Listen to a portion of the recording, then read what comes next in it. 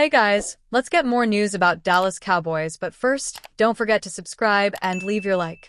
Brandon Podziemski isn't shy when it comes to outlining his future goals, with the young Golden State Warriors guard coming off some impressive form over the second half of the season, albeit with a few struggles during the playoffs.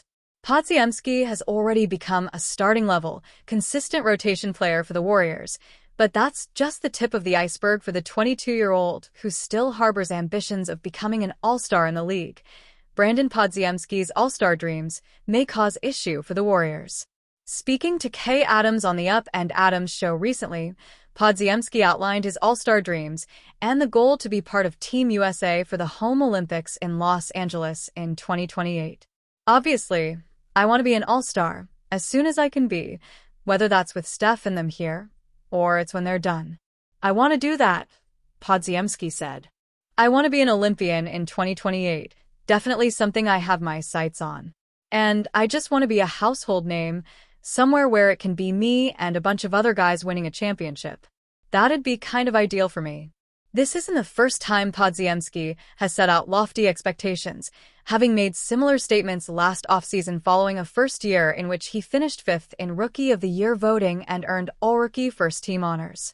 Yet Podziemski's early success with the Warriors has stemmed through his ability to fit into a role alongside the team's veterans, subsequently earning great trust from head coach Steve Kerr and seeing big minutes as a result.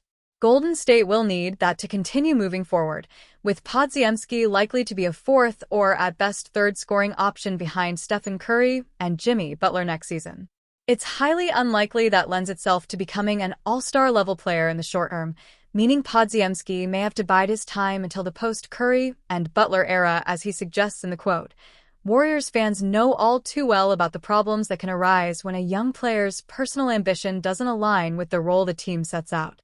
It's why, despite immense talent, Jonathan Kuminga's role has been so inconsistent with Golden State over the past 4 years, to the point where there's still uncertainty on just how good the young forward can be. If Podziemski starts pushing his own goals beyond what the team expects, that could cause issues and ultimately make him far less valuable to the team's winning aspirations.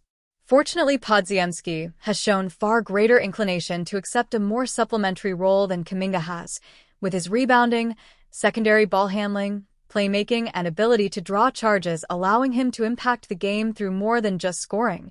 It's these elements that mean Podziemski's personal goals are less likely to become a problem and get in the way of the team. The fact he's led the Warriors in plus-minus over the last 2 seasons is proof enough that winning is his first priority. With the NBA draft a little less than a month away, NBA teams have been conducting workouts for prospective draft prospects. With the draft combine having been completed last month, individual and group workouts will be the norm until the draft arrives. The Golden State Warriors recently conducted a workout ahead of the NBA draft with former Houston guard L.J. Cryer. As per Chris Baldwin of Paper City magazine, L.J. Cryer has done pre-draft workouts with 6 NBA teams so far, including the Warriors, and he's hoping to shed some of the misconceptions about him. You kind of hear some teams might think you're too small, Cryer said. I'm not a traditional point guard, but some teams like the way I shoot the ball and how competitive I am. I'm just taking it all in and just trying to get my foot in the door. Cryer spent the last 2 seasons of his college basketball career at Houston after playing the first 3 seasons at Baylor. He was a strong three-point shooter in college, something that might interest the Warriors. During his final season at Houston, he shot 42.4% from three-point range. He shot 42% or better in 3 of his 5 college seasons with a career average of 41.3%. The Warriors currently have only 1 pick in the 2025 NBA draft at number 41 in the second round. Most current mock drafts have Cryer going undrafted. It's possible that the Warriors could select him at number 41 if he impressed enough during their workouts. Or, if he does go undrafted, he could catch on with an NBA team as an undrafted free agent and possibly on a 2-way contract. Last season, the Warriors also did not have a first-round pick. They used their second-round pick at number 52 on Quinton Post. Post became a regular in the rotation and had his 2-way contract converted to a standard deal before the NBA playoffs. The Golden State Warriors are expected to be one of the most aggressive teams heading into the offseason. Although their postseason run came to a disappointing end, the team hasn't wavered in its approach towards competing for a title. What has been noted, however, is that their traditional outlook towards playing fast and fluid with a small ball lineup may not be the direction to head in. By virtue of slower defensive switches and reduced efficiency from beyond the arc, the Dubs may look at pivoting. This, in itself, has given rise to the need for a big man. Golden State's pursuit of a solid center has seen them linked to several players in the trade market as well as free agency. From reliable veterans like Brook Lopez to potential trade acquisitions like Kristaps Porzingis, the Warriors have explored several alternatives. The team currently features two promising young big men in Tracy Jackson-Davis and Quinton Post. Although both are interesting prospects, it appears more likely that they are willing to part ways with Jackson-Davis if it facilitates the arrival of a talented center. With this outlook in mind, we present a potential trade package that helps the Dubs land a talented and athletic big man in Onyeka Okongwu from the Atlanta Hawks. Onyeka Okongwu could prove to be a solid addition to this Warriors team. As it stands, the Dubs have a stretch five with Post taking up the spot.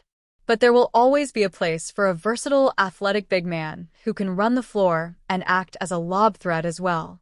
Okongwu boasts tremendous athletic ability at his size.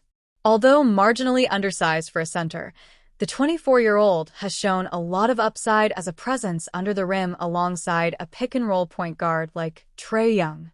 The Hawks' big man notched an average of 13.4 points and 8.9 rebounds per game on an efficient 56.7% shooting from the field.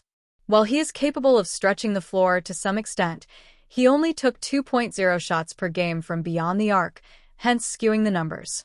Okongwu displays a lot of potential on both sides of the floor. Although his average of 0.9 blocks per game doesn't provide much to be inspired by, he has showcased a lot of effort while acting as a rim protector. The ideal use for the 24-year-old may be as a replacement for Kevin Looney, who may be on the way out of the Warriors as they pivot to develop their younger frontcourt. Coming off the bench may lead to more production out of Okongwu, who could be a menace against opposing second units. This trade proposal would have some benefits for the Hawks as well. Atlanta is a team that is currently languishing in mediocrity. Led by an all-star guard in Trae Young, the Hawks are routinely underachieving, despite their talented roster. While their shortcomings could be attributed to many things, they may be able to solve some of their issues by acquiring Moses Moody and Tracy Jackson-Davis in this trade. Moody's arrival may be considered a huge move for the Hawks. On a team that features the MIP Dyson Daniels, Moody would find himself competing for a starting spot with a very gifted defensive player.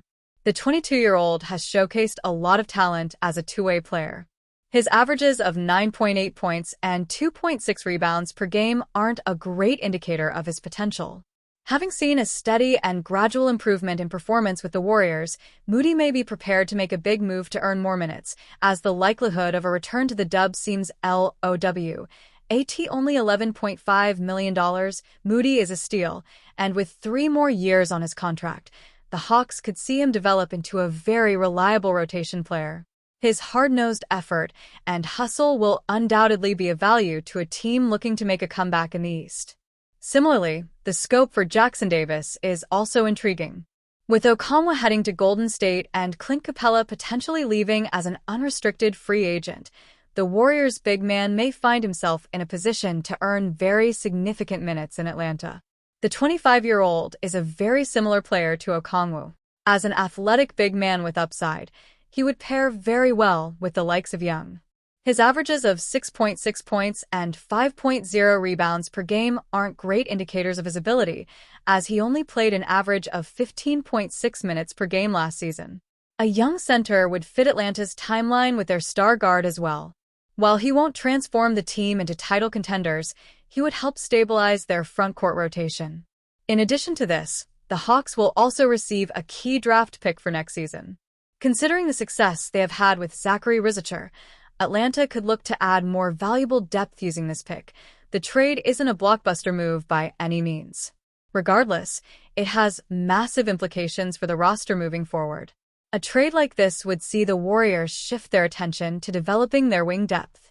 Their interest in DeAnthony Melton could potentially yield great results. Additionally, factoring in Jonathan Kuminga's departure, the Dubs would have the cap space to attempt to sign a superstar as well.